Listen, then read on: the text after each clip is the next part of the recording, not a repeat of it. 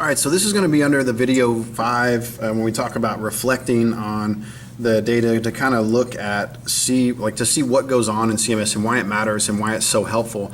The first thing that you'll notice is I'm back into CMS and there's some orange Post-it notes there. What that's going to do in a second is it's going to cover up student names and ID numbers, but you'll still be able to see the bulk of the important piece of what we're doing. So this is about pulling live data from the system while students are actually taking their tests. So I kind of want to go over some things. I wrote a bunch of stuff down and I'm just going to upload this, but basically why you care, this all comes down to time.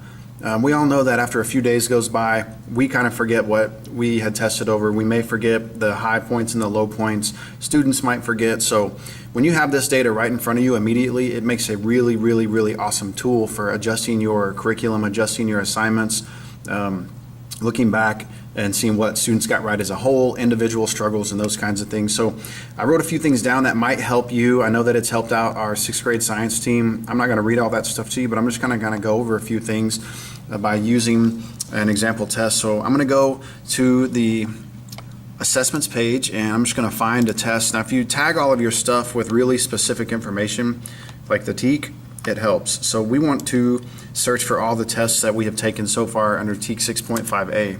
So I'm going to hit enter and notice what pops up is, you can't see it, but it's test number 1, TEAC 6.5a and b, and then you can see test number 2 or number 1 retest of the periodic table. So here's the cool part. I'm going to pick test number 1, which is back there, and now you're going to get to see, here's the test, all right? And you can see the questions, and of course this has all been entered into CMS, but the coolest piece right here is this one right there, Proctor Dashboard. That's the big money one right there. This is live, okay? When you are taking a test with a student and they get the opportunity to take it digitally, this is what you get to see slowly but surely fill in as the students take the test, all right?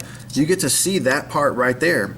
It shows you what they're getting wrong and right as they take the test. It is a live screen. This is super cool. And you can tell that some students struggled, all right?